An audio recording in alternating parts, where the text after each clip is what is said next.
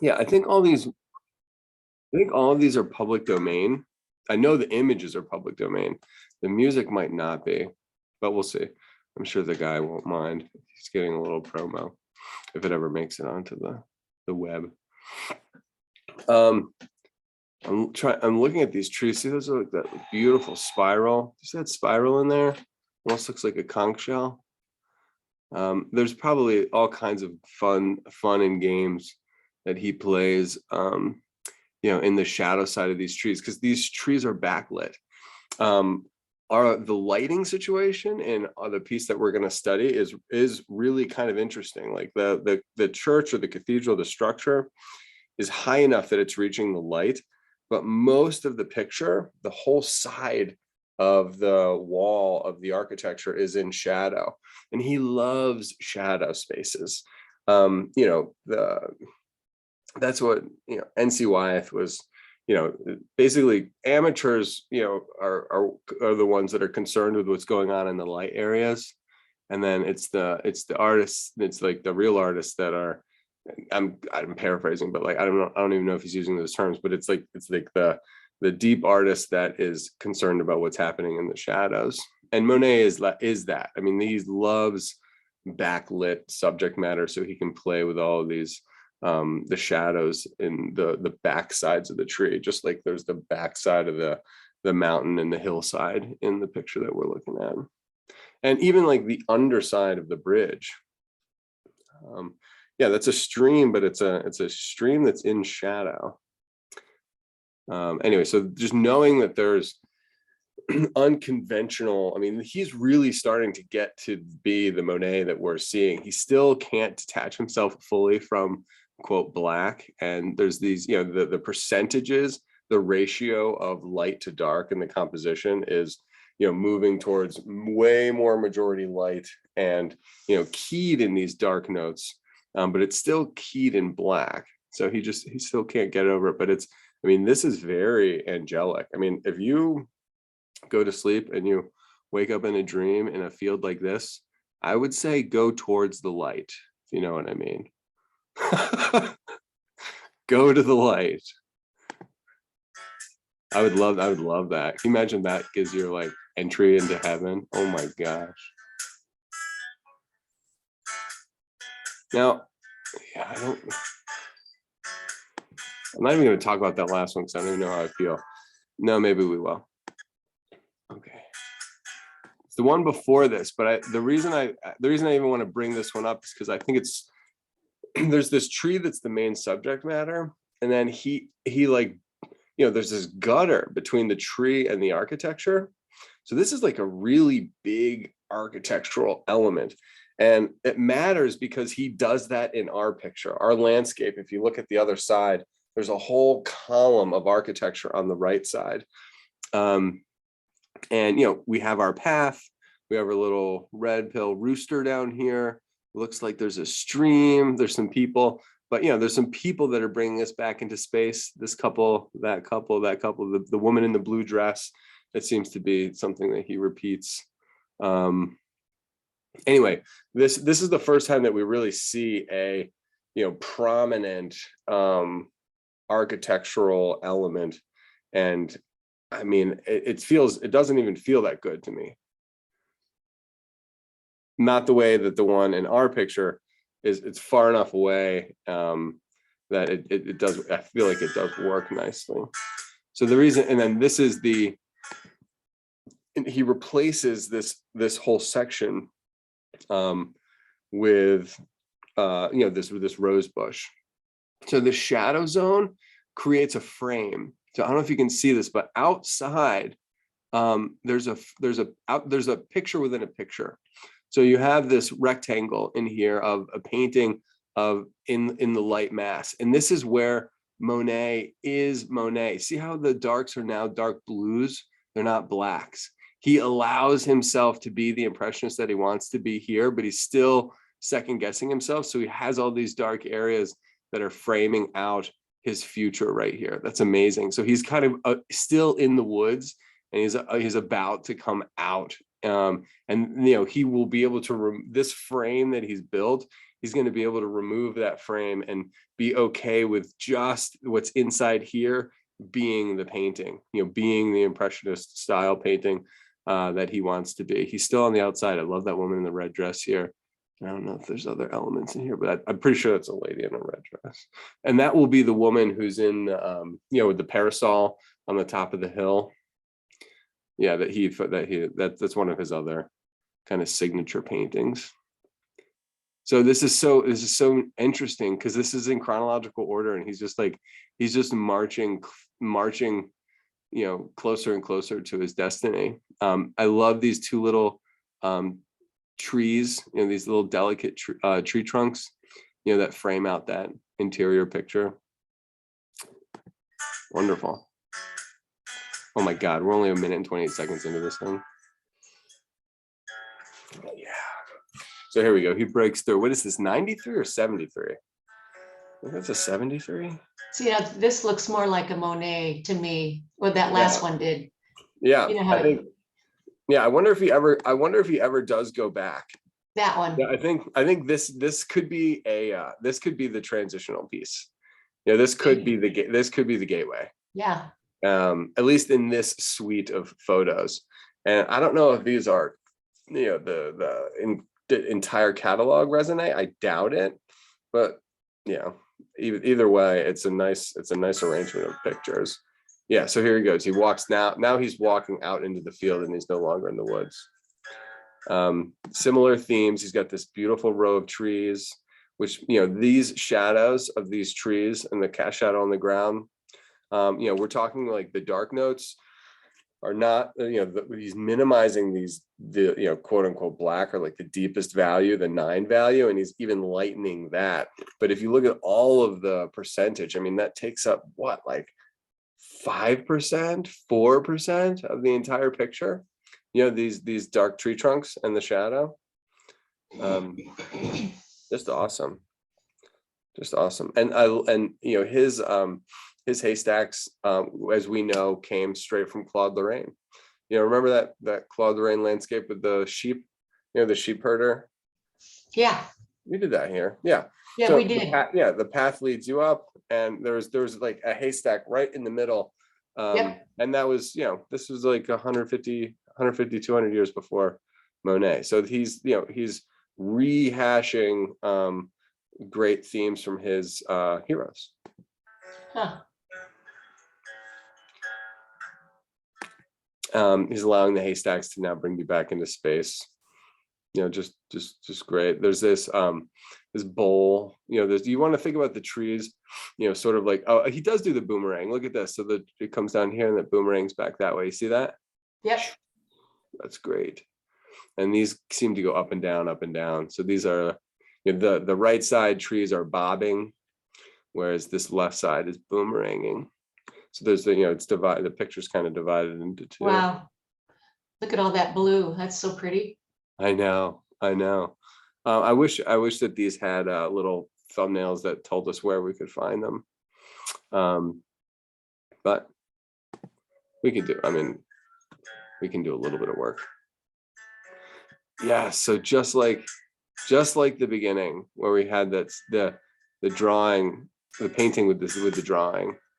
Okay, so there's this. I want to pause it and then watch it transition.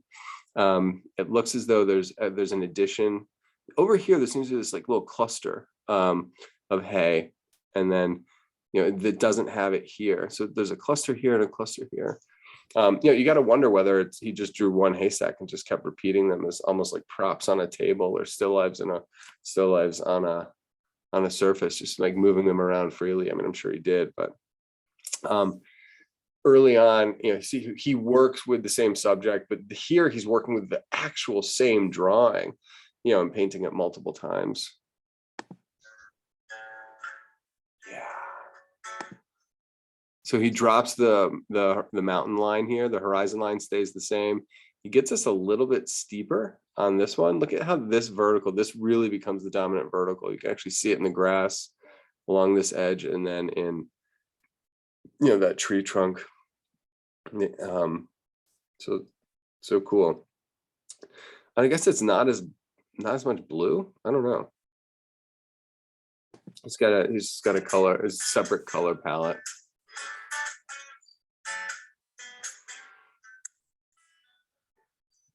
So he's playing off of the haystack completely in shadow versus the haystack that's, you know, dominated by this light. I mean, this is the sphere project, you know, light side, highlight, core of the shadow, cast shadow. It doesn't get more kind of art school than that. But this is really amazing contributions, you know, painting the intensity of these neutral colors of the haystack in that shadow side with, you know, no light, just background grass flanking it.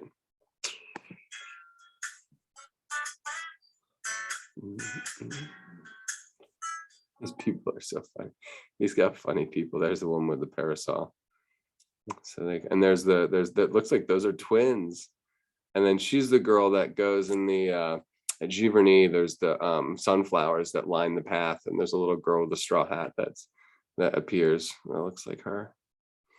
You know, so these figures are basically like stock characters that he can you know, implant at any time. And then the path itself looks like it's, you know, coming right at us. You know, this is the dominant. I would argue even here is like the dominant vertical, and then the shadows and the edge of the path radiate out from there. And I like how the haystacks tend to like lean. They're almost like leaning towards the people. I don't know if there's any, you know, meaning to that, but so do the branches. There seems to be this like push to the left, and then more vertical elements on the people. Doesn't it feel like there's like a magnetic force working in there? I love it.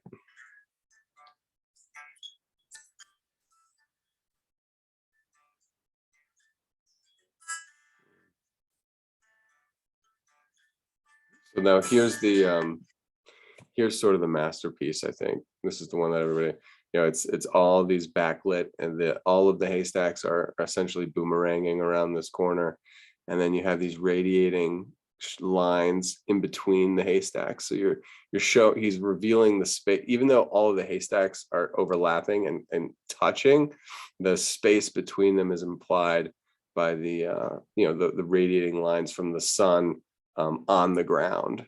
And that's, I mean, it's awesome. The very pure geometric triangle on a underplane of a trapezoid. And then, you know, very, very kind of a Van Gogh-y sun, actually, you know, coming, you know, you don't get to see the sun, but you're as close to seeing the sun as possible. And it just lights up the edge right here. Look at the reds in that.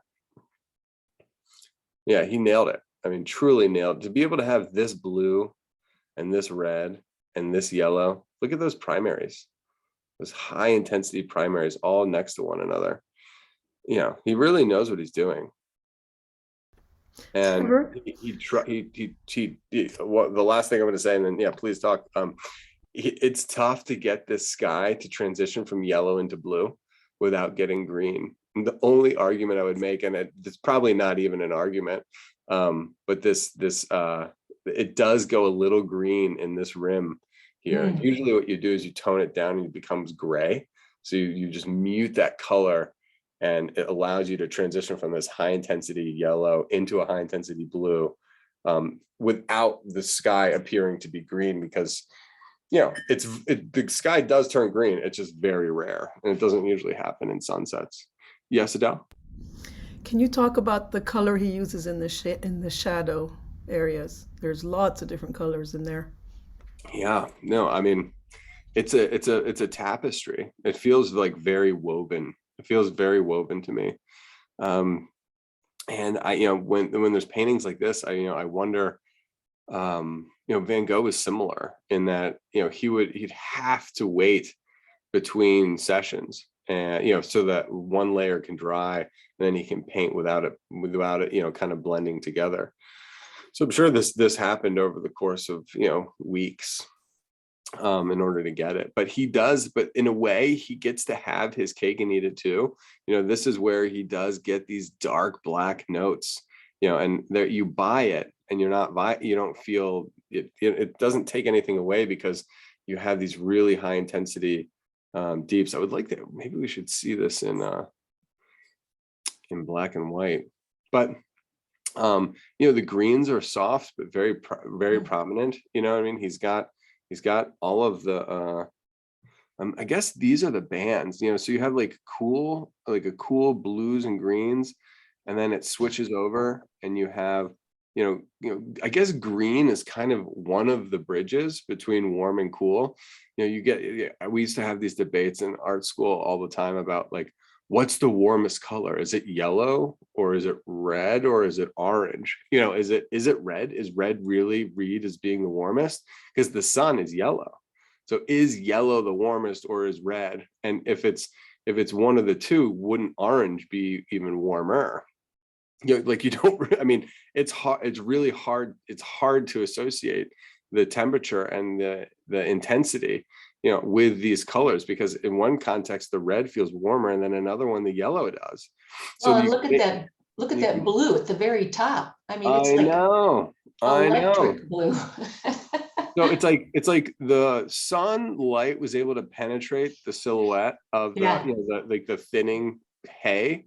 So it just like lights that up. But all the way up here, the sun gets weak quickly. You know what I mean? Because the blue sky is up here. So there's almost like, from our perspective, from looking through the hay into the sun, it's just lit. But then looking at the hay, looking through the hay at like the blue sky, you know, it just completely dies. And to get that extreme contrast, you know, that transition from this deep black, cool, to this high intensity transparent red, orange, and yellow. I mean, those are the extremes. I mean, Right. and then so this is the red, this is the blue, and then look at how he uses this orange down that side. I know. It's That's where the just so sun's nice. really. Yeah. So this is the red, this is the yellow, and then this is the combination of the two. And then the cast shadow stays orange too. So this is a good example too, of where you want trace amounts of every color in every part. So if you look at the ground plane as having fat, let me see if I can move this. Can I just, what if I tap it? Does it go away? No. I might have to move this somewhere else. Move it to the top. Okay. I don't think you guys can even see it. So, so in this warm patch, that's the split between the two bales of hay, it's mostly orange with a little bit of green. Green can go both ways. Green can be seen as a warm. I see it as a cool. So it's warms, approaching cool, but if you look in here, there's still blue strokes. There's still purple strokes in here. And then you switch over here and you're like, okay, well, it's mostly greens, blues, purples, all cool colors. And then there are these reds. Do you see those red notes in there? So there's trace amounts, but instead of being high intensity reds, they're neutral reds. And in the warm, you have high intensity reds versus neutral reds. You have like really light tinted purples versus deeper purples in the shadow. Yeah, these are great. But we have to, I mean, look at the audacity of this branch up here. Could you imagine doing that? Having all of this over here and then doing this little dragon. Look at, you see that little dragon of brushwork? And I think the only way he was really able to do that is because it was there. That's the kind of thing that nature gives you that like you wouldn't be able to do by yourself. I mean, there's a certain aspect of like concept and with these colors, there's a conceptual theoretical color play, but then compositionally, I just can't imagine. It looks like a rooster. You see the little rooster? I don't know. I just can't imagine making that kind of move and being like, okay, I'm okay with it. It's like almost like nature gives you the green light. And you have to use your intellect, you have to use your concept, you have to use your theory to tackle these, you know, complicated lighting situations. But then, you know, you also have to kind of trust what you're seeing. Yeah, it's wild. Look at these deep maroons. Look at those really rich reds. Oh man. And where the haystack comes in contact with the ground. So it's like you're working with a light, a warm material. You know, so it's the object itself is a particular color. The ground itself is another color. And then playing those up, this warm object resting on a cool ground. And even though it's in shadow, it's still warm. Yeah. And it's, you know, much warmer than the grass that's in the light. I was just about to say, I'm surprised there's not more yellow in here. And then I look up here, the third one, that third little, you know, ray of light that's coming through is almost entirely yellow. So maybe he saved it. He needed this shadow. He must have, this light that's coming through, he must have needed it to associate more with this this bale. And then he was able to get away with the yellow more there and there. The hierarchy, the 1, 2, 3, 4, you know, I would include this whole row as, you know, as one unit, even though it goes 1, 2, there's multiple bales of hay. You know, this is the principal, secondary, third, and then the supporting cast back there. Yeah, I mean, this is the one. I mean, this is the this is one of the ones.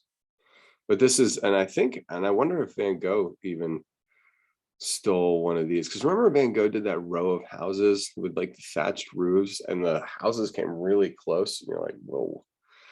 I think he may have justified it because of this. And I mean, I could definitely see somebody taking issue with, you know, such an enormous object, because you know, going back to that architectural element and going back to that bush that came after it, and this is a huge bale of hay. Like, my God.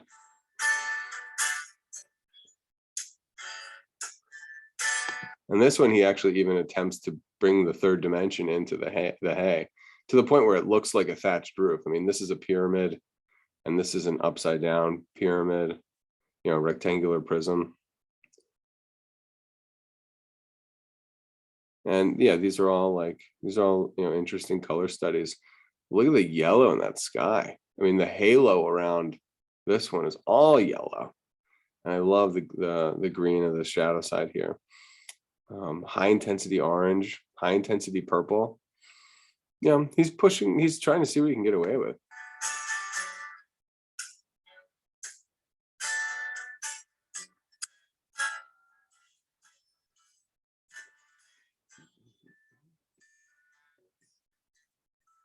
Now he puts the two types together. It's like, you got M&Ms, you got Reese's Pieces, put them together. I know, Reese's peanut butter cups, put them together, you get Reese's Pieces. This is a new one.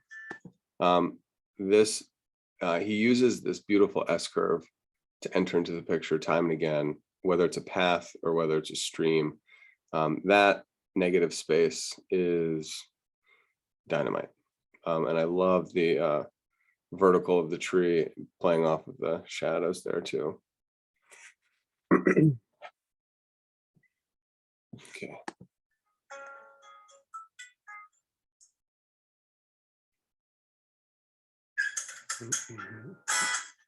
Same scene, different shape of the reflection. Path, colonnaded trees.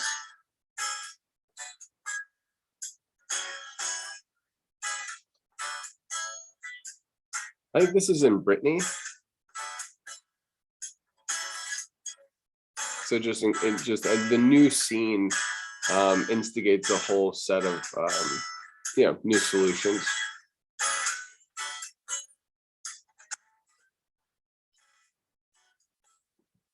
This is the image of the sunflowers I was talking about earlier. And he, you know, there's one of the girl in the straw hat appears, you know, I think in the masterpiece. You know, she stands right at the base there, his little stock figure. I love the play of the two different roofs off of one another. So yeah, you can go, I mean, I'm sure you guys have been there, but you can walk up these stairs.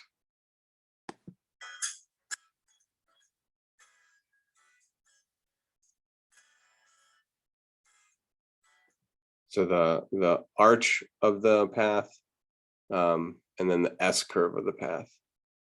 So this side is more of an arch, and then he S curves into it. It's pretty nice. It's leading down to the water.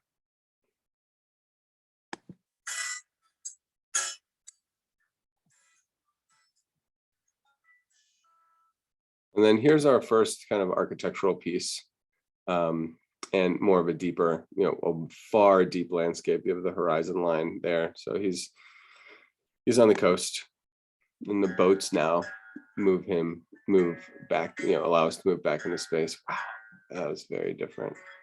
Must be a sunrise. Get out of town. My God. So I'm just thinking about these layers of the light coming through the haystacks. And then you get these concentric rings of shadow to light. And like it's the the tunnel versus the opening, and then the tunnel again, and then the opening. We're living in an opening here. We're actually living in a tunnel. Then you get an opening with this orange, then you get another tunnel, then you get the light, then another tunnel, and then the light, and then a tunnel, and then a light. That's outrageously unbelievable of a painting.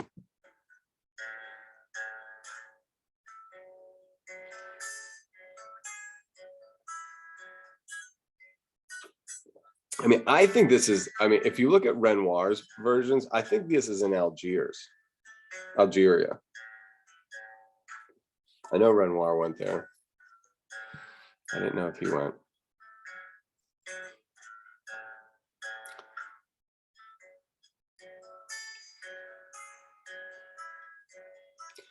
All right, we'll do. I'll stop yapping. It's 10:30, so that was a good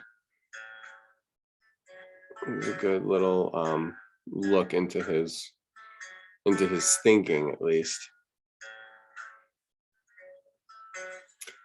And then we'll stop here. We'll just show the next one. So this is the arch of a rail of a walkway, and then there's another version that comes right up of the S curve. So there's the arch again, this architecture, and then something's just not working, and so then he puts that in. See how the S curve of that path? It's just like so much more successful. I can't even.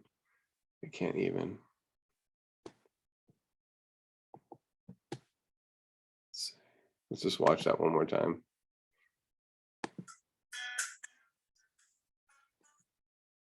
There's the water's at a smaller percentage, and it's so much of the picture is this land. Let's just see what the big shift is between these two pictures. Yes, I guess it's color. It's the S curve. I think that's the major difference. Blah, blah, blah. All right, what do you think, y'all? Should we start sketching? Do you have it in you? Now we're intimidated. Really? After all, beauty. Oh no! This one is easy compared to some of them. The reason it's easy, I would say, is because it's got very distinct sections, and we have photos of the original of the actual place. I might send that over to you as I get set up here. Grace, tell me if you're able to get this picture. Okay.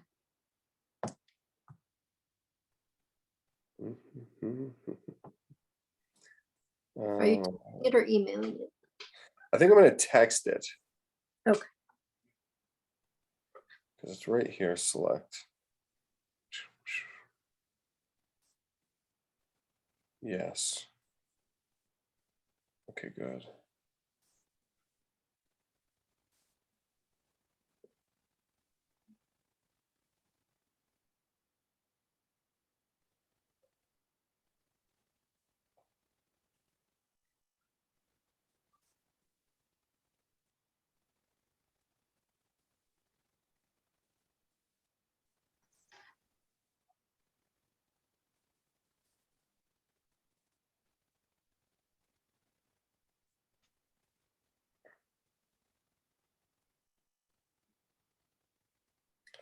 And then Adele, I'm going to send these to you too.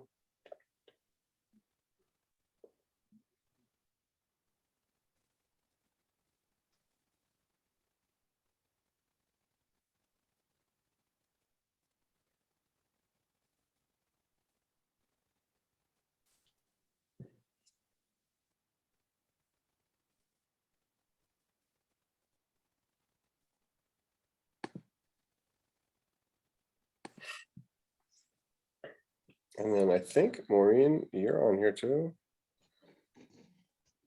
Okay, I got it. Yes.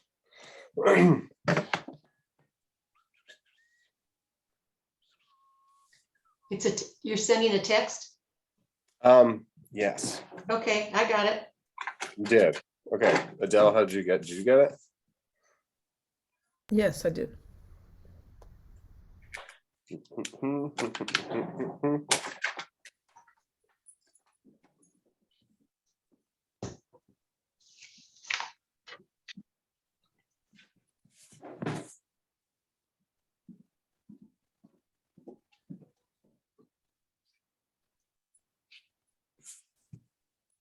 All right, we'll see how far we get. I think we're gonna do pretty well though.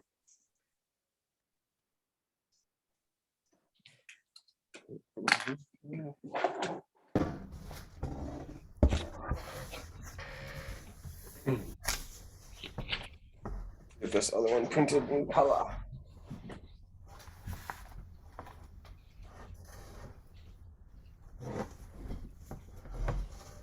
So the library that I have at home, it's I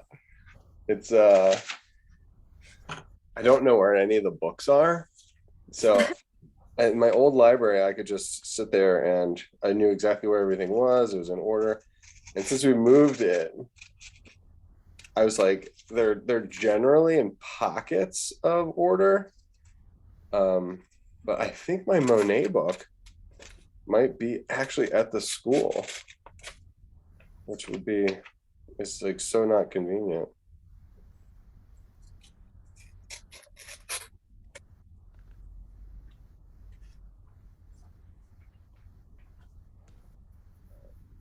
And then I have to show you my Impressionist accidental print job.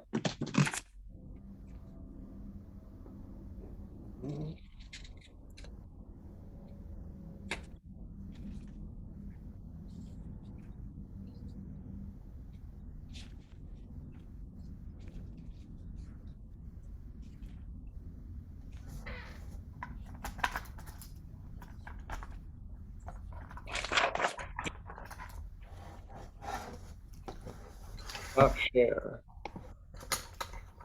Green share.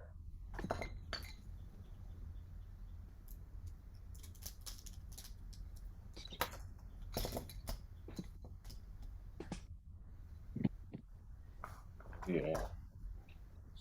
Here we go, hon.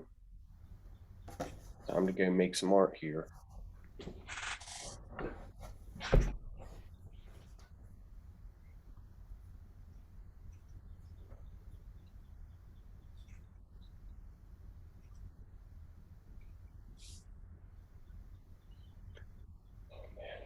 It's so good. Okay, so I want you to, I don't want you to be I guess dude, should I do a little bit of a breakdown? Maybe I'll do a little bit of a breakdown. I think Yes. that'll be fun. Always. It's gotta be basic though. Oh wow, we'll try this one. No, I think it might actually be able to be less not basic. Please don't quote me on that.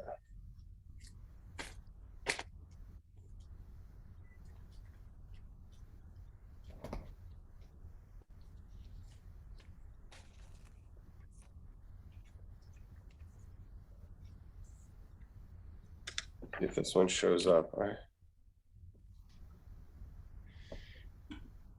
Does this light show up on here? So what if I were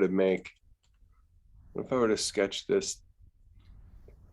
I'm just going to start. Does that show up? Not as nice. Can you see it? Yeah, Like, is it presentable? I think so.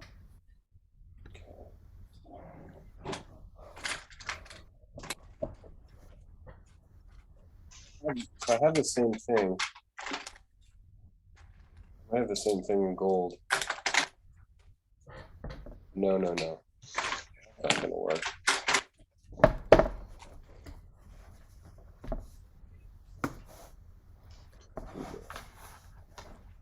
Oh gosh.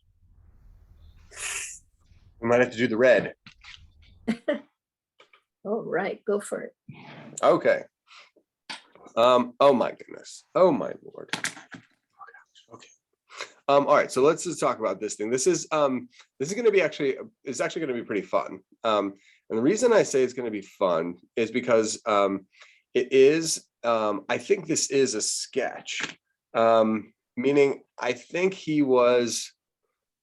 this was more of like a one-off. And I'll show you the piece that I think was his masterpiece. By the way, this is what that's what happened when I printed it on photo paper. Oh dear. Crazy.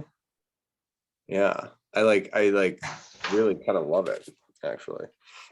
And I printed it in black and white. Yes, so I have my black and white version too. This is the one I cut it and now it's missing. Oh, here it is. Okay, good. So here's my black and white version, and we'll probably sketch up the black and white version, just so, because it's got such a clean and clear value hierarchy. Yeah. And it's going to be a real treat. So I think we should have like a tortillon for some blending. There's going to be some abstract texture, and it's kind of got it all. It's got beautiful architecture, it's got distant architecture, it's got, look at this like soft relationship between the sky and this distant mountain. Like I just love that. I love that this whole top section is this like very similar value. And of course the colors are different. You can't mistake the mountain from the sky in the color version. But the values are so close together, and I feel like it's a very mature picture. And anyway, I studied this off of this poster, this like life-size poster, and when I did find, everything kind of came together when I found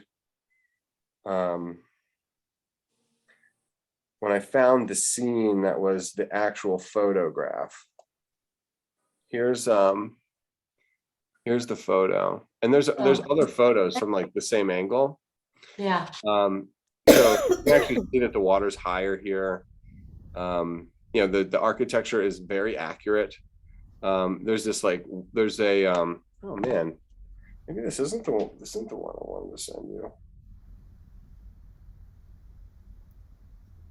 Huh. Did I not save those other ones?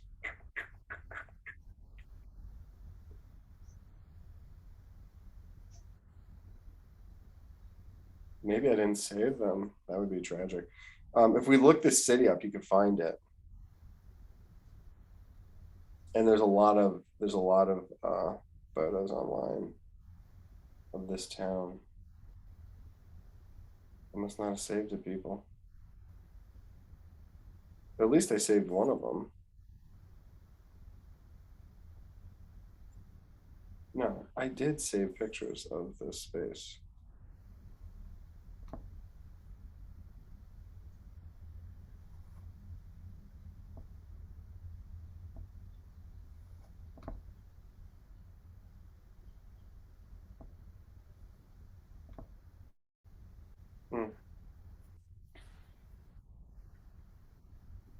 So were you guys, Maureen, were you able to find it? Well, my husband printed it off of his printer down at his. No, I know, but were you able to find the name of the city? Yeah, Giovanni or something like that. No. Yeah, I think it was the bridge in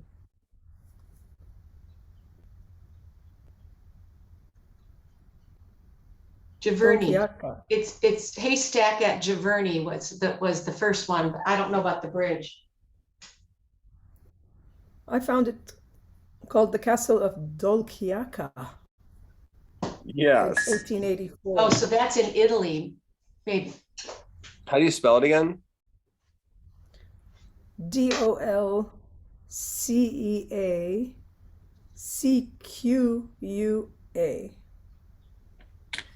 Okay, Wow. I know. I know. The reason I wanted to bring this up is because there are really helpful photos of what it looks like today. Well, doesn't dolce mean calm, sweet, and aqua is water? Mm, Whoa, Dolceacqua, yes.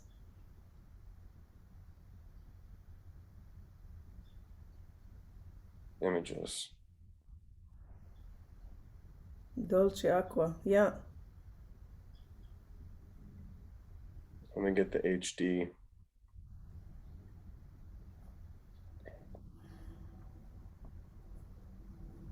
Okay, so this is the one I was looking for.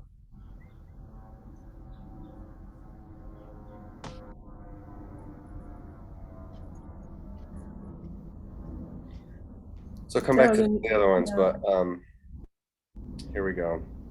So here, this is Or- the this is like the one that's the most telling. Okay, so and we'll study the painting too, but you know, here's our architecture on this side. Here's our bridge. You can see the stream come up. There is some you know, some rocks on the ground.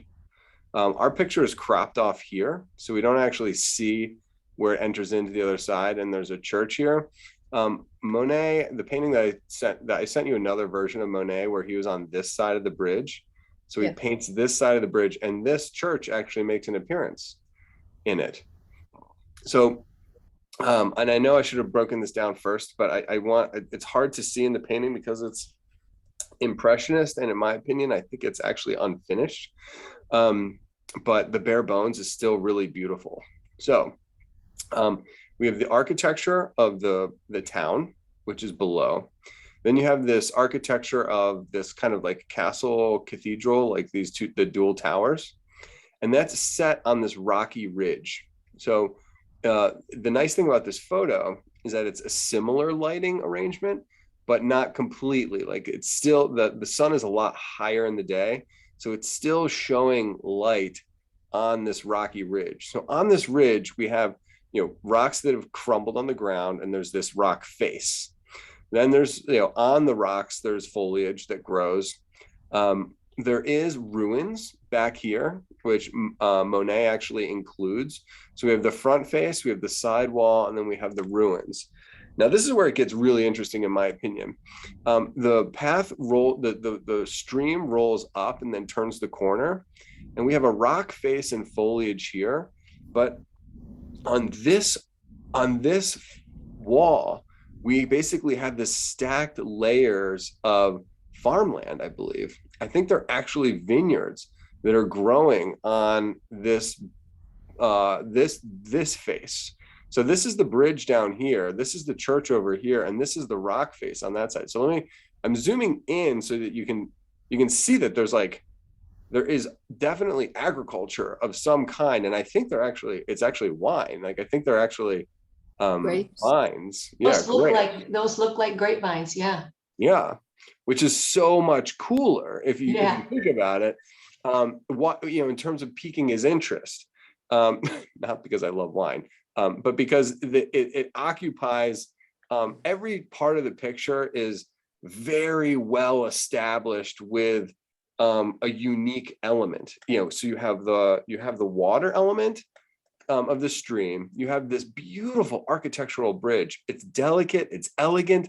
Look at these little arches that exist, you know, on this foundation. I mean, this bridge is just spectacular. It gets like very thin and dainty in the middle, and it widens out. It's got like very nice harmonies. And then you have the people per se that are in these like taller structures that like climb up the side of the face. And then you have, you know, another architectural element at the very top. So you have this rock face and foliage, which is different from, you know, the side of the mountain and the, you know, the vineyard. And then you get to the top and you have more rock faces, and then that leads you up into the sky. So, in order to tackle a picture, it's important to kind of know the identity of the part of the picture that you're working with. So when I'm thinking about, our painting, when you come in with like kind of fresh eyes, this back here, he actually paints the rows for the vineyard. And then this shadow side here is this rock face with the foliage. You have the architecture and the ruins. You have the rock faces at the very top of the mountain before you get. So let's just go back to the beginning. You have the stream that comes here with both sides, with the rocks poking out. You have this elegant bridge that leads you up and across. Then you have the vertical, which is basically simple architecture with, cubes. I mean, there's like a right side in the light and the left side in the shadow. And so you get this like little dance of stacked prisms and cubes and, neutral rock color versus the fired brick of the rooftops. And then these beautiful transitions from the foliage into this next architectural element, which is very different from, functionally different from the architecture that's on the bottom. And you think about haystacks, and you think about how much fun he enjoyed with the backside, the shadow sides of the haystacks. I mean, he must have looked at this rock face and was like dying for the sun to go down so that he could have this whole epic mass of a shape for him to play around with all of his neutral colors. As I've sketched this, what I've been able to find is that it's very unconventional as far as what he was normally dealing with, but it's because the nature of the subject is different. So the reason I believe he made it in a vertical, and I'll show you the one where he turned it sideways, it's that there's basically a series of arches. So see how like this architecture is like an arch right here? Like this architecture is strung together on this arch. Then you have the rock face and the light foliage leading up to this architecture. So there's this, they're basically, columns leading up. And then you have this rock face, the shadow side leading up into the ruins. And then you go, and then again, going all the way from the bottom, going all the way to the top, bottom, all the way to the top, bottom, all the way to the top. And then this light mass, takes you from this ridge and you go all the way up through the vineyard, and then through the rocks, and then the foliage at the top, and then in the sky. So it's like from top to bottom, each one of these strings is meant to be read from, bottom to top. And they're very well defined. So let me show you the next piece that I think he does a really good job. I guess in my mind, what I was just saying is kind of like clarified. He eliminates the river completely, and he lets the bridge be itself. So the bridge is one element. Then the architecture is the next element. Then the shadow side of the rock face leading up to the ruins of the castle is zone 2. So zone 1 is the bridge. Zone 2 is the architecture. Zone 3 is the rock face and the ruin. Zone 4 is this, the vineyard and the top of the mountain on the far side is 4, and then 5 in the sky. And this is the one he signs. This is, and he even puts a human element in there. Yeah, 3. You see the other 2 people? Oh my gosh, maybe. Tiny. This guy's just so big. Yeah. Maybe this is the dude with his 2 kids. Maybe. So honestly, I think this is the painting, as it were. Like, I think this is the finished piece. I think he was able to, he came to the location, he saw all the things, he attempted to make them work. This is very, this is another sketch. You can just see how that it's a sketch. Its nature is that of a sketch, but it's, oh my God. I mean, I like the fact that the base of the bridge is in shadow and the far side is in light. leading up to the little like ziggurat there. I like this one. I love this one too. And and there's the architectural, but then he leaves out the ruins. He trades the ruins for the church. Oh, I mistake. like this one too. This one's, I like this view. Yeah. I mean, let's draw this one then. Yeah. I mean, that's Sure. what, I'm trying to get to it. You know what I mean? Doing these classes, it's, it takes a little while to get to it. And I would love to sketch this one. I've never sketched it before. I love that it's a pedestrian bridge with the steps. Mhm. You just imagine. Let me see if I can find this view. Is Stacy here? I sent her a text and she said she would join us soon. And she said, make sure Trevor's recording. Okay. Let me go back to my search and let me see if we can find the bridge from that angle. I know it exists. I've seen it.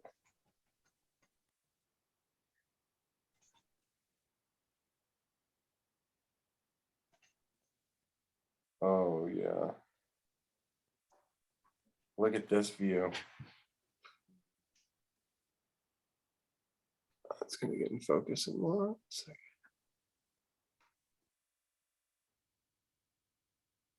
Oh, and there's a waterfall there. What? Oh, Look at the waterfall. There's a lot more water there. Yeah, and this must be, and look, they actually even put a retaining wall, so it's not just like raw. It's just not like a raw stream.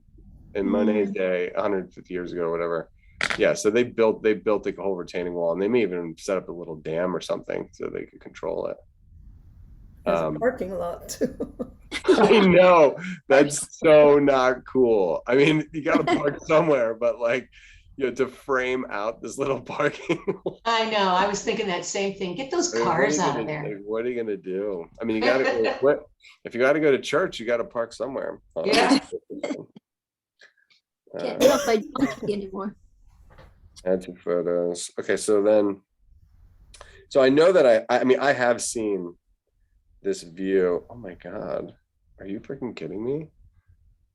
Oh my goodness, look at that. Yeah, it's like a rainbow bridge.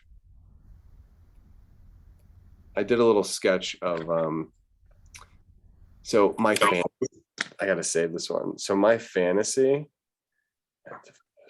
was to do this scene the way Claude Lorraine would have done it. Take all the elements, but like make it a Claude Lorraine format.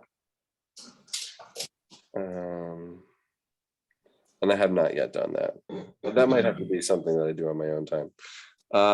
There's that bridge. I think I'm getting closer. Closer, no. There was a picture where you could like look that you could look right at the bridge. So this is the bridge from the other side, unfortunately, but that's what it looks like on the bridge. So it's got those little steps, those long flat steps, which I actually really like. I'm telling you, the angle from the other side is a real photo. It's another scene. Look how high that mountain actually goes up. When you get so low and you look up, it makes the mountain small. But the higher you get, the taller the mountain seems.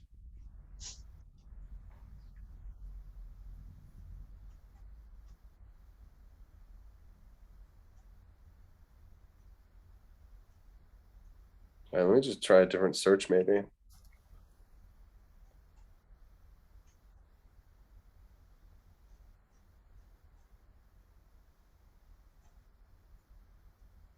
And then I promise we will start drawing.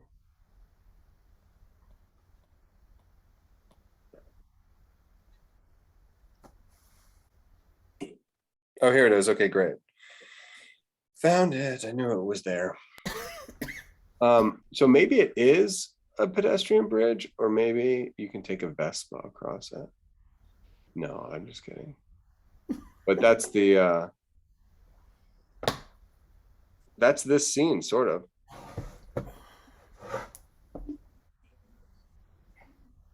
Mhm. It's interesting. It's almost as if they kind of paved part of it because maybe it's all cobblestone and hard to ride bikes on or walk on. I don't know. Yeah, I mean, the other weird thing is like these are people's houses right here. So I mean, that could be a garage right there. Like if they don't drive over the bridge, but you could. I mean, this could be an actual road. At least up to that point. Oh, that's a good point. Yep. Yeah, I mean, Or a these are like, smart car. yeah, exactly. These little. I mean, I've Yeah, seen yeah. people. I've seen people in like what city was it in? Um, Florence. well, it's like any medieval city. I mean, any city Right. that wasn't bombed is like has the narrowest passage. Narrow. Yeah. Well, they all drive those little fake cars, they're the size of a They're like golf. basketball. Yeah, So they're they can, yeah. they're shorter than they are wide. They're Yeah. wider than they are long. Whatever. Okay. I can't wait to do this one. So this is going to be. I think it's going to be even cleaner. You want to see what I look like when I'm preparing for your class? Oh, Ah, I double deckered the dogs. they look pretty darn happy. cute. They're very comfy. Yes, Mr. Bales didn't. Mr. Bales is like, wait, am I on his lap or are you on my lap, Bella?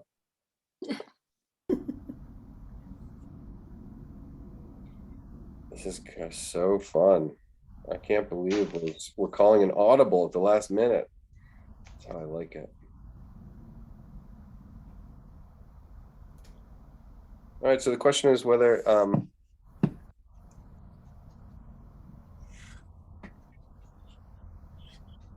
This is almost a square. it is. Well, I think he really wanted to landscapes really need to be horizontal. I mean, of course, that's not true. But generally speaking, landscapes stress that horizontal, like the horizon. And both of these pictures that he did turn it horizontally are not very long pictures. Hey, Stace, how's it going? Hi, Stacy. It's going well. Hi, everyone. I have to say very, very, very briefly, the first thing I heard when I was in the Zoom, Trevor, you were talking about a fantasy. That was the first word I heard, was the word fantasy. Like, Do you remember I'll tell you what my fantasy is. What is it? No. That's what you said. Does anyone remember that? Yeah. I think he was talking about a Monet. Remember. Well, my fantasy was to take all of the elements that are in this picture that Monet did, and then sew them back together as in the style of Claude Lorraine. Got it. I'll do that. I'll do No. that for you guys.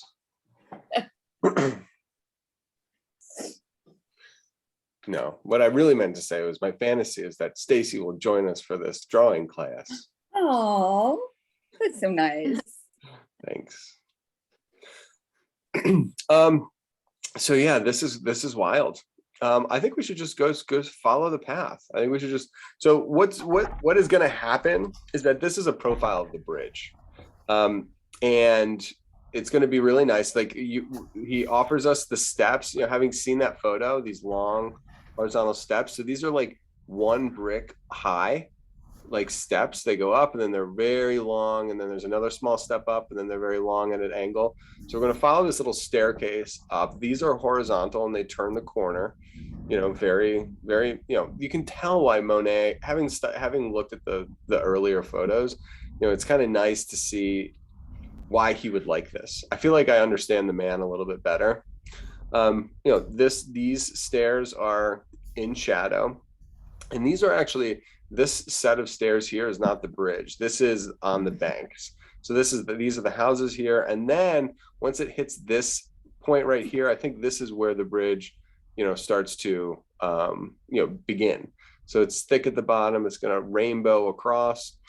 Talk about passage. I mean, the bridge just kind of like disappears into nothing. And I wonder if there was, I wonder what his solution was for it.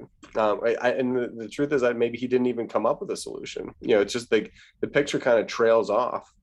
It'll be neat to kind of like, we could repaint this and put in a row of cars. We could put a little parking lot underneath there if we wanted to. No cars. Just kidding. But I think this is about, the side of the bridge, and then what its actual, profile is, whether it's, how it goes thick to thin.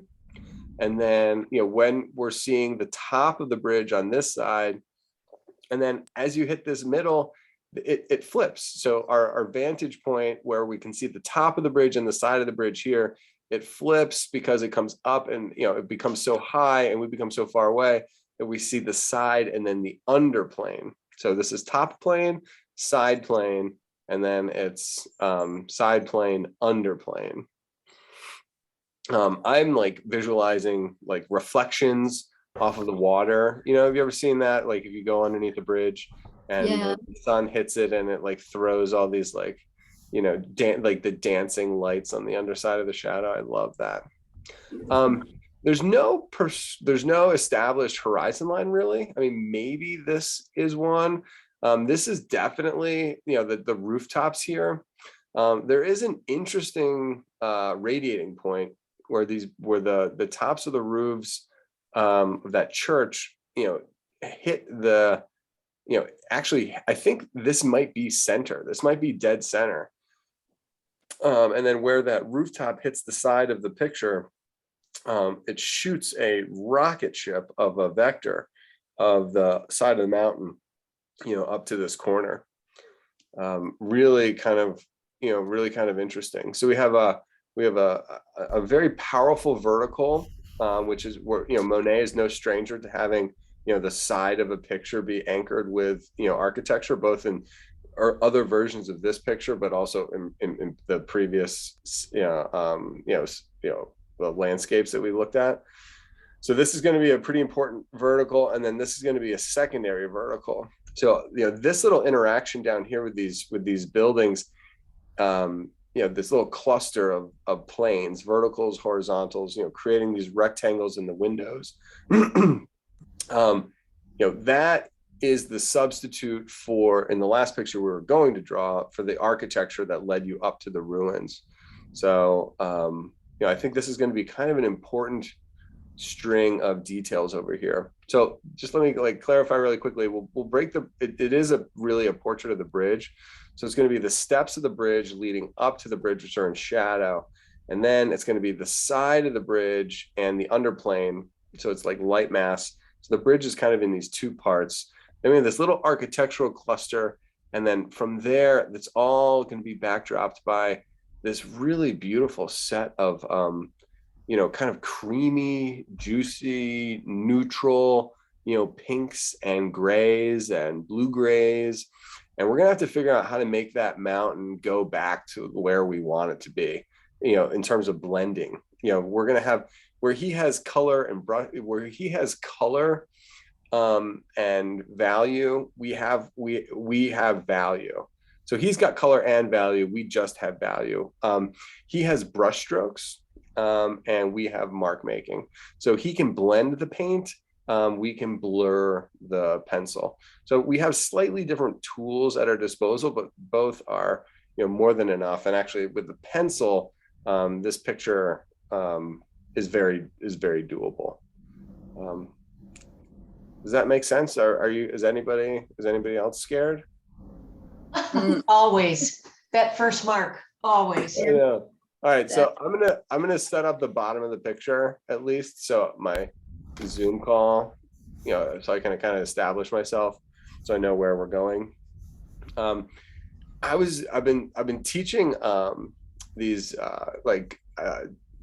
been teaching the kids these various cuts on gemstones, for like diamonds, marquee cuts and emerald cuts and round cuts for, like all these beautiful geometric patterns that take place within, established height width ratios, whether they're rectangles or circles or ovals or teardrops.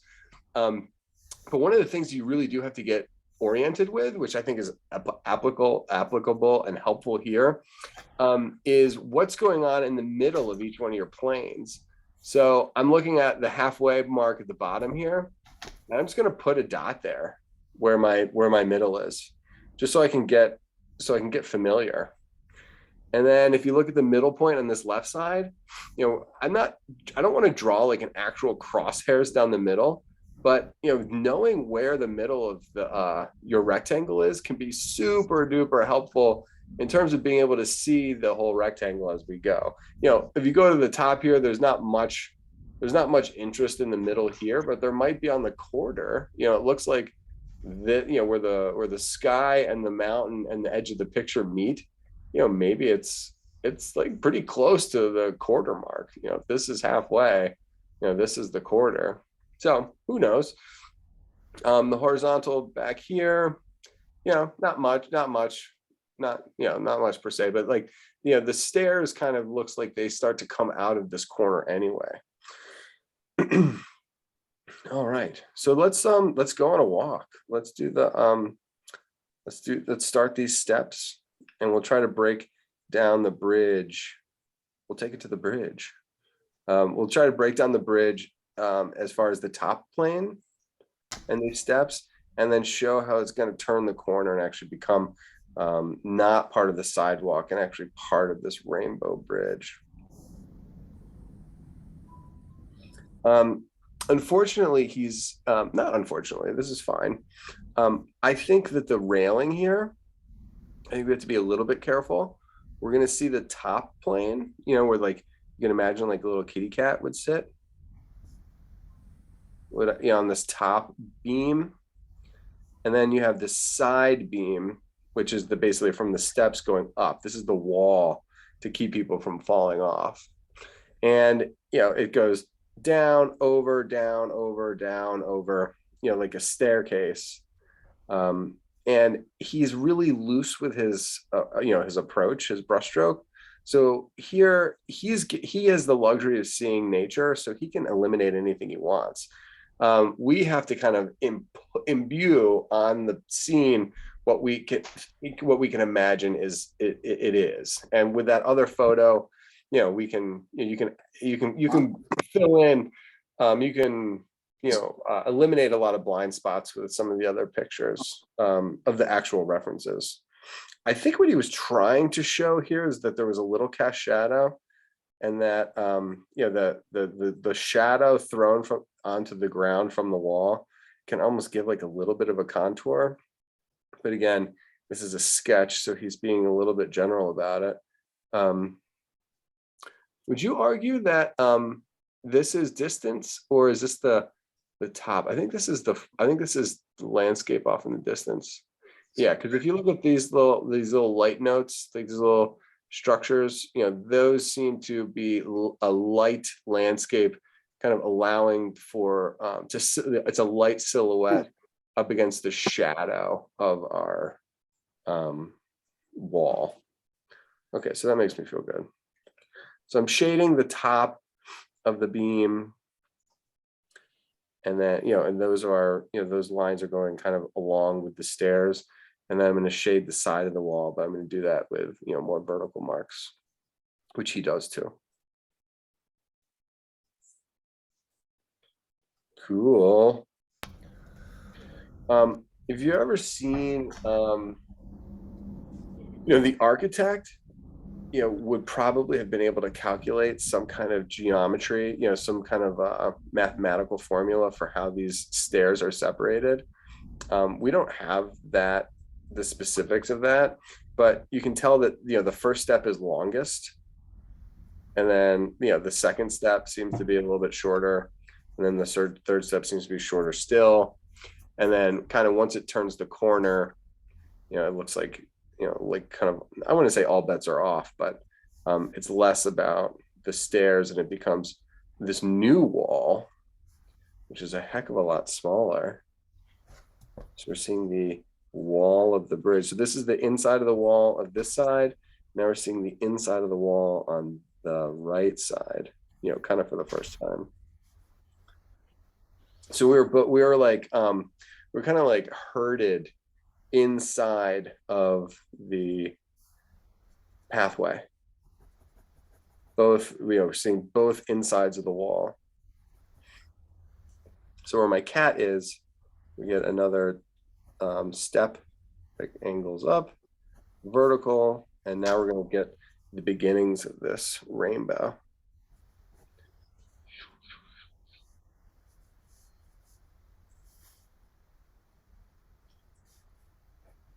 And we do get the crest of the bridge, and that we should be kind of aware of that.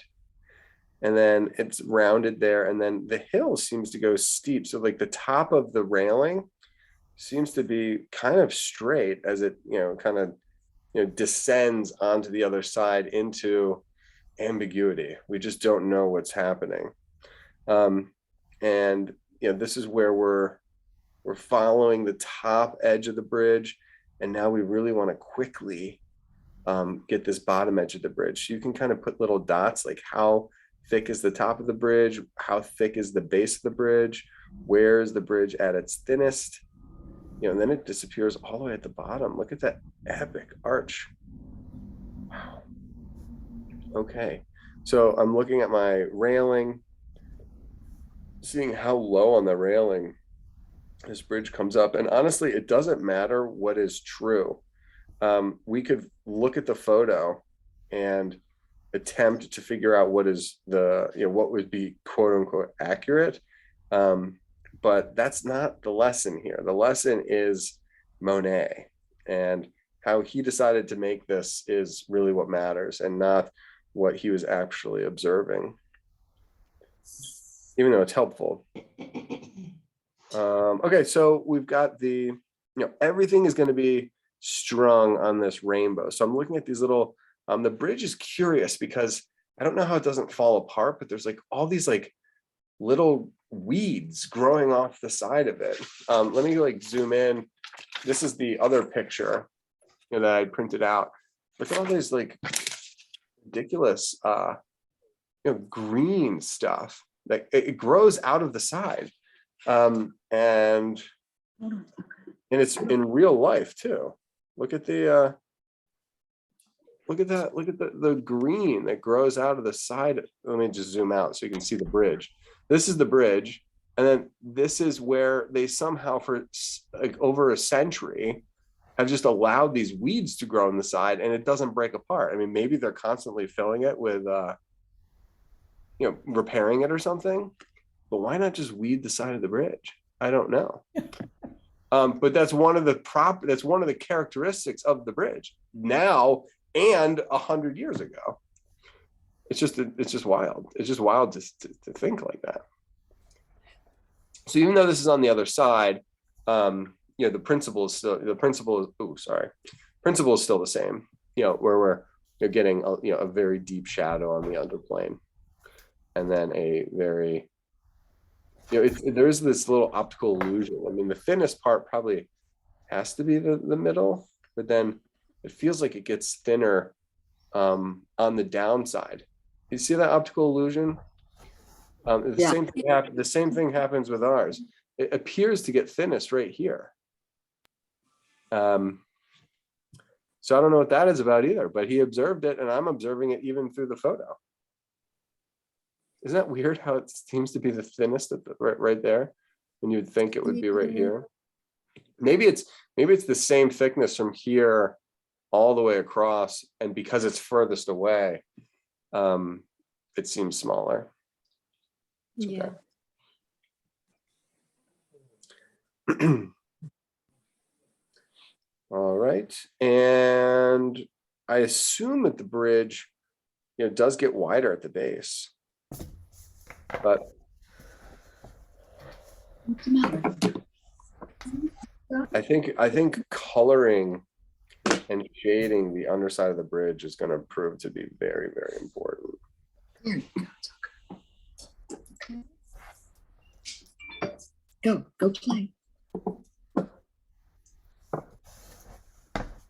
Neato. So you have marks that seem to, give you the arch, and then you also have ones that seem to give you the X. If there's an XY, the X would be the sides, and then the Y would be how the bricks were laid, horizontally. And you can follow that idea. So the whole point of me going to find those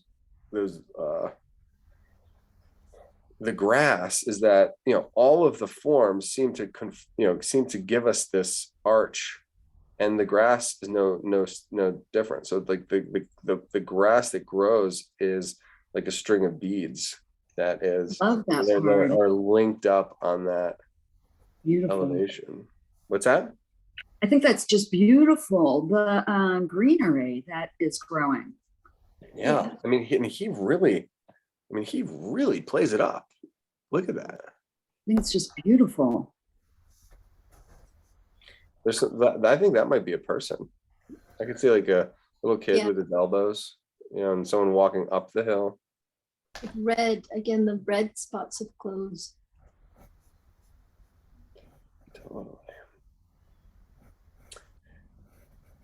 So I find that this is always a really special moment in bridges, is where they, the little, if you were to put like what would you say, like a grounding cable, you put like a little metal moment at the very crest of the left side, and then you have another one at the crest of the right side, and that would kind of like represent the width of that.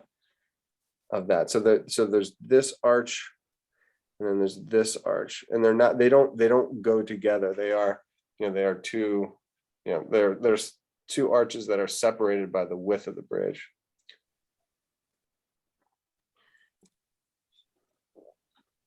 And I want to do what's in between, but we can't yet. We kind of, in a weird way, we kind of haven't earned it, because all of the things that are, in between, underneath the bridge, is all derivative from the more detailed architecture on the left side. So let's flank our bridge with what can, it's what you can describe as the townsperson architecture. And there are some window frames and some windows in the middle. And you would never know, and like that's the neat thing too. Like, without having studied all of the reference images, if we were just looking at this one picture, this wouldn't have any meaning. It would just be so limiting. But you know that there's doors here, because we've seen them. So you can make one of them a door, make the one above, like a very narrow window, one above that, and there's a hierarchy, there's a contrast hierarchy. So, darken that window at the top, lighten the one at the bottom. So we have to make up a certain amount, but it's all good. I'm going to zoom in on our architecture for a second. I have to zoom back out so I can get the proportions, but I'm just, our central column, which I'm going to start with, is three vertical cubes stacked, rectangular prisms stacked. So there's this base. So this is a right side, this is a shadow side. Then it has a horizontal trim. And then we'll get the next long column that's stacked, left side, right side window. And then there's a small, almost like a pagoda top above that. And then there's the onion dome above that. So 1, 2, 3, 4. I mean, I guess you can call the onion dome 4. Then we're going to get left side, and then a building behind that, and then we're going to get right side. So this central column is now flanked by a left element, a right element, and then a distant element architecturally. So that's what's nice. We have the main column, which is the thing, and then we only have like 3 other very minor additions before we get into this landscape. And then those are going to tumble down the hill and go under the bridge, and we're going to be able to see if we can take design components from what we did here and carry it under the bridge. Let me go back. So I do want to, oh, sorry.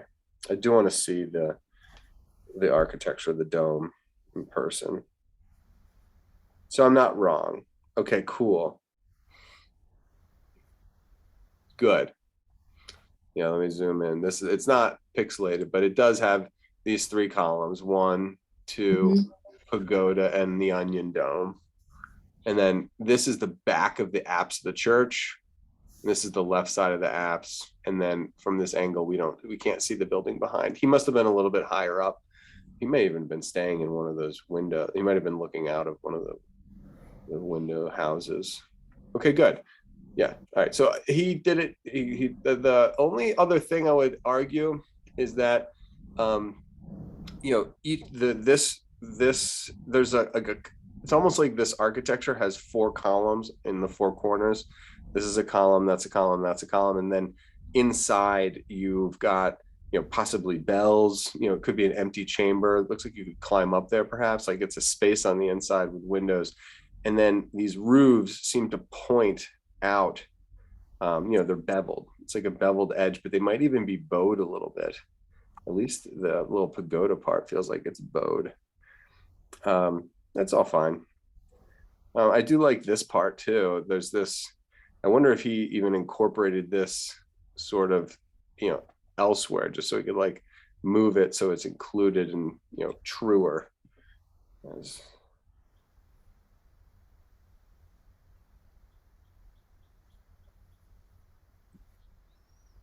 Whichever. Okay. So let me move back in here so we can see it. Back end, and he drops it down. So this is, so we think about, moving from front to back. This is lower, this is higher still. So that the architecture does help bring you through aerial perspective, closer, further, furthest. So there is a distortion from what he was looking at, but that building actually might not even exist anymore. This could be the prismatic top to the front of the church, so that he could have actually moved things around. Oh my gosh, it's really coming down out there. I don't know where you are, but it is pouring. Yeah. Fun. Yeah, and he does get these little columns. See how you can see how he designed. So like that left side is it's a light side, shadow side. Yeah, there's a seemingly an individual, and then the rooftops are kind of pointed. It almost feels like a star shape. Yeah. Nice. And he definitely did up the onion dome. All right, here we go. All right, so we'll do the first block, left side, right side, and it's just essentially flat. And then the taller this tower gets, the lower we get and the higher it gets. So if I did this side of the cube, now what was a flat separation here on the lower part, now that becomes an underplane. So we are below looking up at that transition. Then we'll do a little pagoda. And then we'll do a little onion dome. We'll put in a center line and then do the onion dome around that.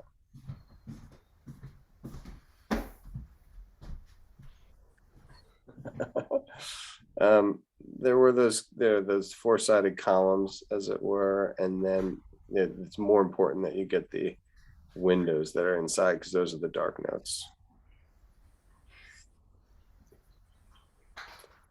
Very simple blue roof. I'm a little bit higher on that. All right, simple blue roof, a little rectangular window, and these are all behind the bridge, significantly behind the bridge. So his brush strokes are all broken, meaning like they are spotty and touchy, and not, long. Look at this line right here for the bridge. Long, consistent arch that runs one side all the way to the other. I guess it disappears a little bit in that shadow. But those long, unbroken lines really make objects come forward, whereas these small little choppy ones help put them back and push things back in space.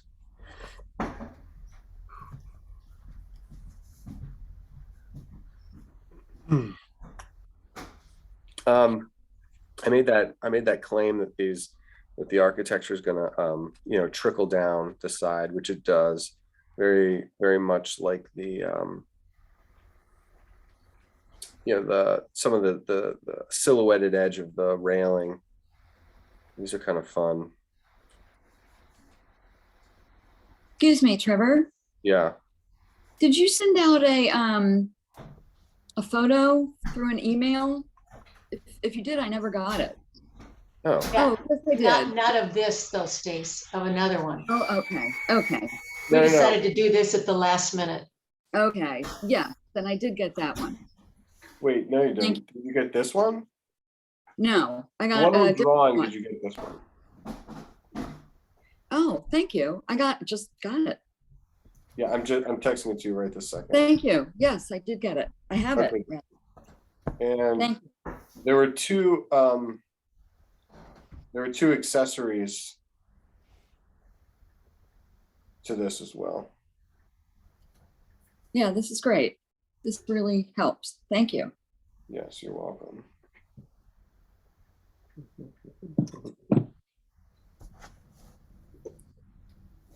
Yeah, and honestly, this is way better as far as the time sequence goes too. This little, I can't get over this little green triangle back here. Look at that thing. It's so dark. And maybe this is the blue figure or that blue patch, because it's really blue back there. It's high contrast. So you follow the bridge and it takes you to the Onion Dome, but then it also allows you to go really far back in space. What a treat. So it's his old devices that he's just, not devices, like techniques. And this is really dangerous, what I'm doing right now, using these straight solid lines to climb the silhouetted edge. I mean, I feel like we need to do that, but really what I should have done is drawn it a little bit lower. And this is just, I mean, this isn't like even a drawing technique. This is just anticipating this transition zone between the trees and the sky. Like if you go like just a smidge below, then you can get your contour. But you can then bring as we develop a sense of mark making for the trees and the mountain in the distance. It's got to be light. We've got to have it. We can basically breach that line and have some of these marks come above and then have some come below. So by making that line a little bit lower, you can then make the tree line come above it and have the proper spacing between the marks for the trees and the sky. The sky kind of coming in between those marks. I think this whole wall back here is so soothing. It's just so soothing to me, at least. They're soft colors. You have these warm pinks that are with these very neutral greens. Everything goes back where it's supposed to go. Nothing jumps out. They're just like, they're large brush strokes. So there's like incredible efficiency. And he's, it's like he's using, extreme generality, but not observing, I guarantee you these had, he's not inventing it. He's still working with direct observation. It's just an area that is really enjoyable to me to look at, and I think it translates really nicely into pencil too. And look at how, and you can like see how you can like feel them making the paint strokes. I love painting sections of pictures like this. I did see that he's trying to draw a line in the sand between the colors of the shadow of the bridge versus the colors of the light of the bridge, and that's okay. He used a line to do it, and I needed to have the high contrast marks to separate the bridge from the background because they're all very similar colors. So he gives us that harsh line to separate them. But if you look at the colors in the shadow, they're like soft and blue, and then here they're soft and green in the background, and they're soft and pink in the background. So all of this shadow area just all blends together in this big, like beautiful, marvelous neutral zone. And we don't have the color to differentiate. I mean, the path is blue and then the background is pink and green. We don't have that with our pencil. So the line separating the bridge from the background becomes that much more important. So that's why I went in to do that. And then as I did that, I saw that there was he used the red line separating the shadow from the light. So it seemed like it was out of order, but it was in order for me to finish my really beautiful, his really beautiful mountain in the distance. I needed to separate the bridge from it.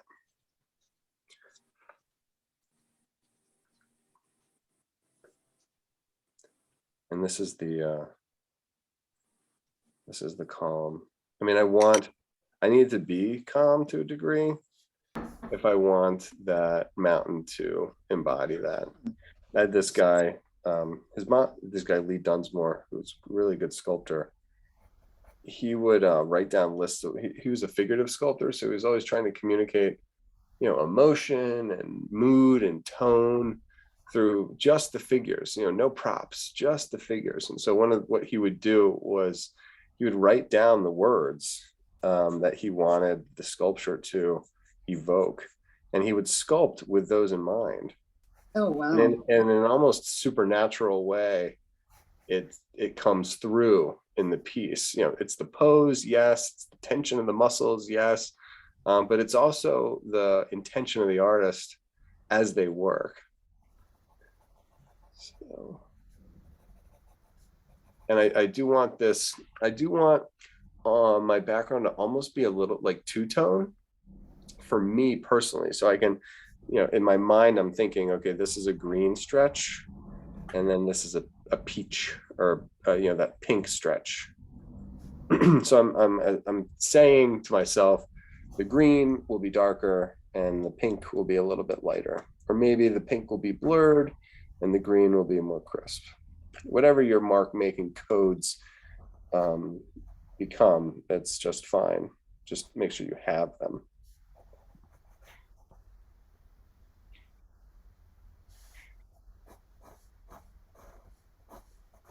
And then the next challenge is as calm and as unified, as not varied. I mean, that's like close together.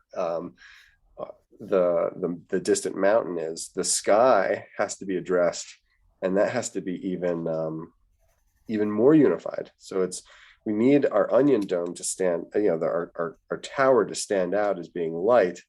So the sky needs to be addressed and tied together. We'll probably do that with the tortillon. But I'm going to make my mountain above the bridge and below the bridge, in the same breath.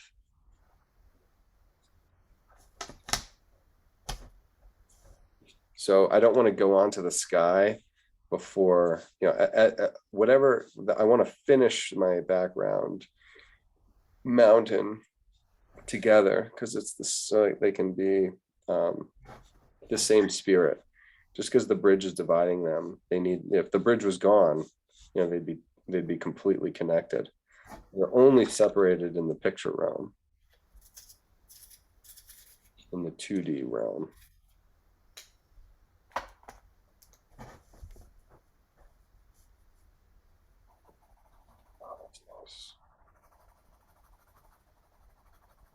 Similar style line work with some of the architecture.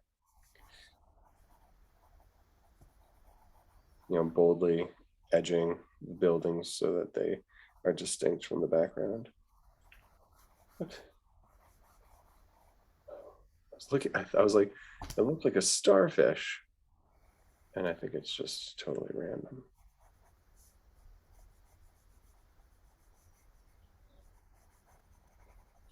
Now that being said, there is some light green foliage. So I'm gonna make and I'm gonna draw those, but make them distinct from my distant landscape and distinct from my architecture. Maybe dark black squiggles isn't the best solution. But I had to start somewhere.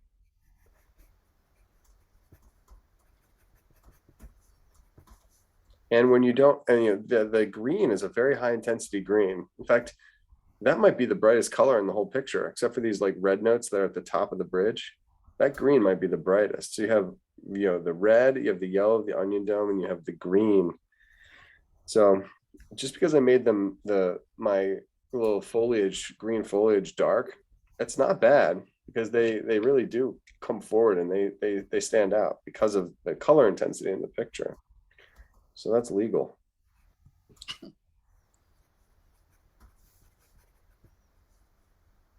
It's the problem with having somewhat of a creative mind, is that you can wind up, you know, giving yourself a pass for just about anything. And then that's no good.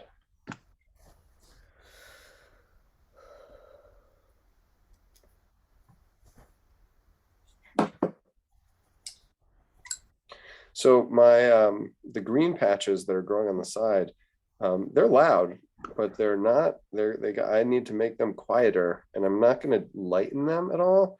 I'm just going to darken the side of the bridge so that they get sort of camouflaged into the side. Man. So it's funny. There's some places where I know I'm going to visit. I just know it. This is. I think I'm going to go here, but I might not.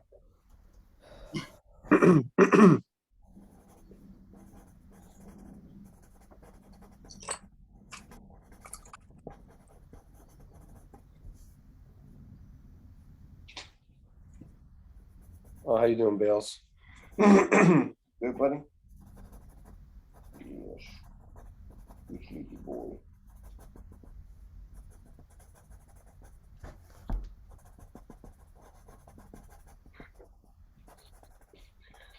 So I've really resisted using tortillions in my sketch so far. Oh, I just picked mine up. Yeah, and I think it's okay. There's some you know areas that that I think the pigment does need to get worked in. You know, and to tie these certain masses together. I think I'm going to use it in the sky too, just so I can get a very, very soft and subtle.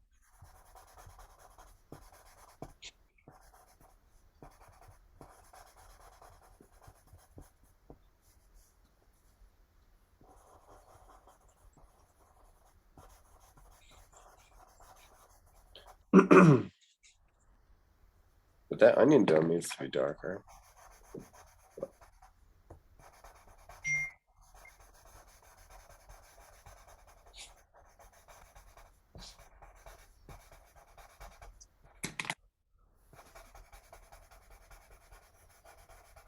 So I found the plan of all. I stumbled upon it. So I started teaching classes in the after school program at Gilman. So we started with like I think it was like 4th and 5th, and then the 4th and 5th graders, the 3rd graders heard about it, and so then we taught 3rd grade, and that class was completely filled. And then the 2nd graders heard about it from the 3rd graders, so then that class completely filled. And now it's trickled down to this 1st grade, and we have 24 kids out of the 1st grade at Gilman that have signed up for the sketch club. Oh, that's Like, great. there's like practically as many kids in the first grade as all other grades combined, which is not entirely true, but it was good. But I mean, I think that's that is the strategy though, to start with the higher grades and then make it cool and then watch it, the dominoes fall down the grades rather than building up the grades.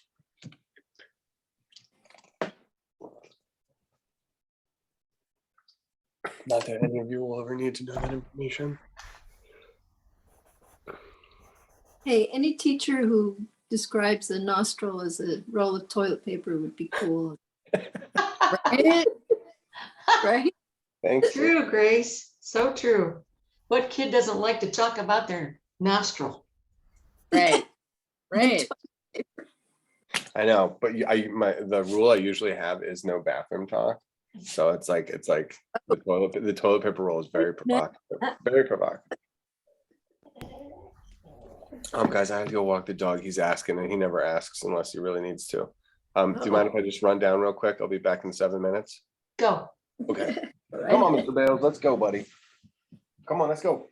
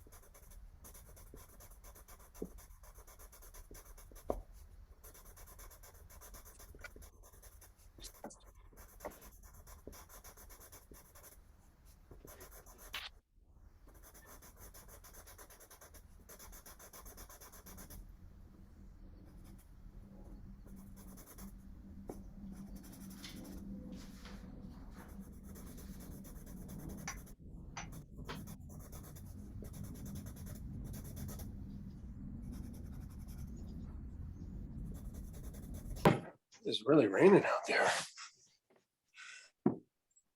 Yeah. April showers. Bring me flowers. I feel like this is such an April. It's been like more of an April than I feel like I've ever remembered.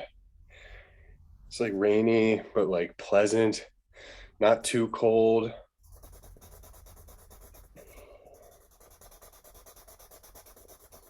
Trevor, I'm going to have to leave. You want to? I'm just going to put this border on here, and then do you want to show? Yeah, sure.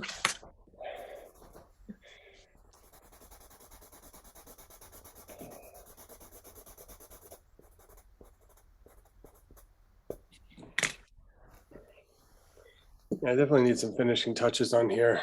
Like once you've addressed the hole, then you sort of now have the right to, you can assess it. Oh, wow. Let me just stop the share real quick.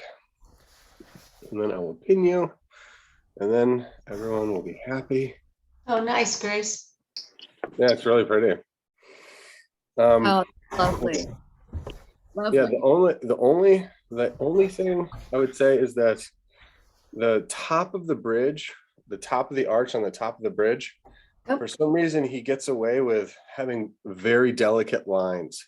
You know, like there's the long, dark, constant line along Yeah. the bottom, but Yeah. then the one along the top, it's somehow a broken line. Yeah. So Okay, maybe good. just like soften that a little bit. But like, you know, as Mhm. far as the drawing phase goes, I mean, this would be a perfect setup for the painting. You know, those little things would be managed at the next stage. So, Yeah. um, Okay. Good, thanks. so cool. Anybody else want to go? Stace, you want to go? Maureen, Sure. Adele? Adele's Sure. going. I'll pin Adele. Okay. Oh, Cool. nice. Yeah, that is nice. Lovely. Yeah. Oh, Lovely. wow. It Beautiful. looks like you got a stretched rectangle. It feels like everything's taller. At least not the bridge, but the architecture. I dig it. Yeah, I dig it a lot. I didn't move as fast as you guys. I just don't, I I couldn't gotta keep tell. working on it. I couldn't tell if the background is too pronounced, if I have to tone down the background. Yeah, you have the markings, yours looks really perfect. You know, the steps are so perfect, whereas his is more, you know what I mean? Like, The, not sloppy, but just thrown in yeah, there. yeah. It's hard to draw it. I like the way you've defined your steps because it makes me want to climb them. Well, Yeah. it makes me want to completely redo my steps, you know, because And- yours and yours look like steps. And this picture is balanced. You know, Right. I can see there is a little bit of there might be a little too much contrast between the tree line and the sky.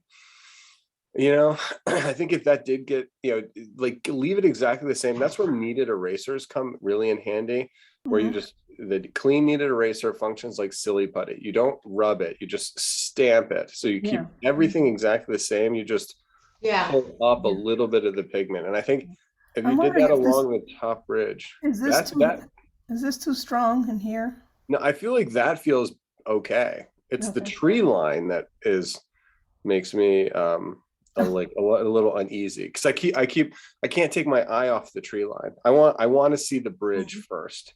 Yeah. And the relationship between the bridge and the background is similar to the relationship between the tree line and the background. Yeah, I think maybe more contrast right here would be good. Yeah, perhaps, or just less along the trees. You know, Yeah, and I just beefed up the tree line, so I'll go back. Yeah, and honestly, and I don't even know if that's true. You know what I mean? Like I mean, that's my sense right now, but I mean, I could be wrong. Thank you all. See you next time. See you, Grace. Oh, bye, Grace. Thank you. Yeah. Bye. Maureen, let's see. I'm not loving it.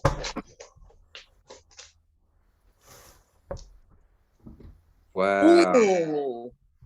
I like it. Wow. I like it a lot. Beautiful. Bridge is very strong. It feels like Yeah. it feels like something in the Alps. Like I feel It's like the mountain beautiful. is steep. I feel like the mountain is steep, and the mountain is steep, and then like so is the bridge. You know what I mean? Like It's it's an beautiful. extreme. It's like an extreme with the bridge, and then it's an extreme with the mountain. Wow, it's a really big yin yang. You know, like there's a yin and then a yang. I mean, like, is my bridge too big compared to the background? No. I don't think so, dude. I mean, No? Okay. yeah, I can't criticize that at all. I love it. Trevor. More, Stace, you want to see? But it's Sure. like it's a Maureen. It's like a it feels like an original composition. Yeah. Well, there you Replace- go. Yeah, not bad. Killed it, Maureen. Oh, I didn't kill it, but it was fun. It was a great class today. Thank you, Stacy. Stacy, you gonna show yours? Yeah. I'm doing that right now. So You're gonna have perfect steps too. I know how you draw. no, I didn't do the steps. Oh, you actually. didn't? Yeah, I moved away from them very, very quickly because I It was was math. getting very, very frustrating, and it's math. Whoa, I'm kind of cool. like all over the place. Oh, no, it's great. I love your shading. That's Yeah, really you got this. good. Oh, Lovely. Stacy. That's a Stacy, all right. It is. Beautiful shape. Mhm. Thank you. Yeah, so if you think about the bridge on the far side and the left side, Yeah. you have a very clear definition of like there's 3 lines, right? So there's a line on the top, there's a line in the middle, there's a line on the bottom. And if you look at his, there's the Yeah. line in the middle is pronounced and it takes you all the way off the screen. But the other 2, they like Are- they passage, they like Ah. just disappear into the ether. And I think he did that because it's not his vantage point is not architecturally sound. He didn't have enough room in the rectangle to do it justice. So he just like clouded it. And when by you continuing it, the architecture feels a little bit off. So I would stick with his lines because it doesn't yours starts to read like a mistake on that side, and it doesn't have to. You mean on the right side? On the left side, where the bridge goes into the corner. not the steps. The steps are great. It's where the bridge disappears into empty canvas. Oh, you mean on the right side? I By mean, the maybe steps? I think it's the other right. Okay. Not by the steps. Okay. So See how the bridge disappears into like no paint, Right. Yeah. but your bridge is like defined all the way to the corner. Oh, yeah. yeah. Does this help it? Like it's like infinitely. Okay. Perfect. Okay. Yeah. And it's like one of those things where it's like it's like a sin of omission. You know what I mean? Like if you kept it, it would read as being wrong. If you leave it out, it might be wrong, but no one's going to notice. And it's not you being wrong. It's him it's him cropping it in an awkward way. Right. Like he couldn't fix it. And that's probably why he abandoned the picture too. And I don't know if you said it or maybe Rini said it. The steps are math to me, and I had to move away from that right away because I was getting really stuck and frustrated. So I was me too. I get what you're saying. So I just drew it the way I saw it. Yeah. Which doesn't look geometrically correct, Anyway. Well, yours reads beautifully. I don't Beautiful. know. It was fun. It was great. All right, Sean. Trevor, can I see yours once again, please? Screen share.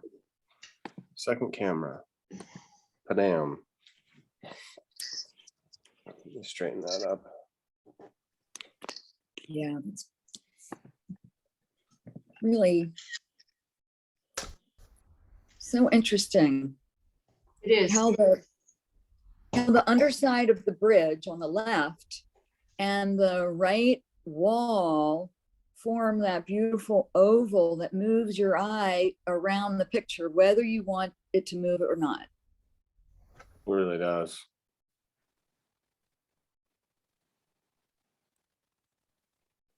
Yep. The illusion of control. Okay, y'all. That was super fun. If you guys want to text me pictures of it, I would love it, and I'll post about it.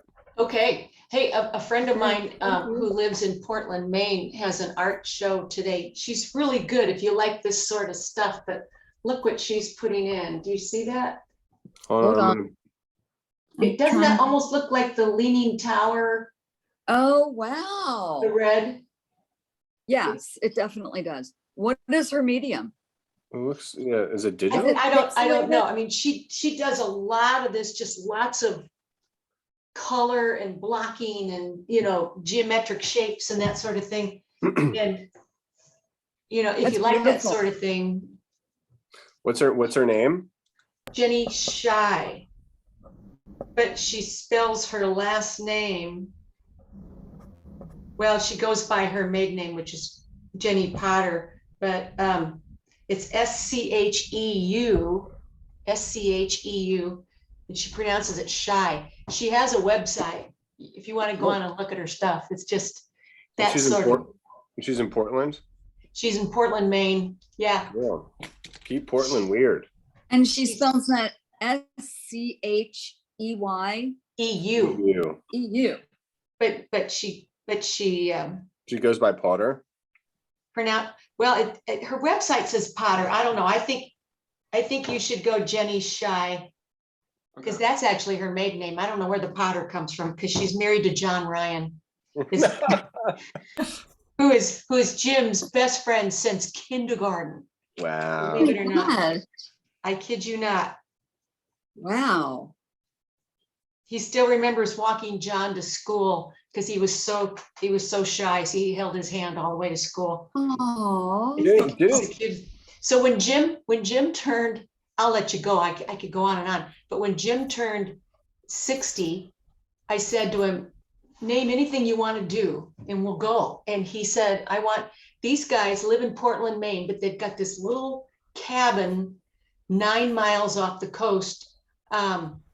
It's called Cliff Island. There's a smattering of islands out there, Mhm.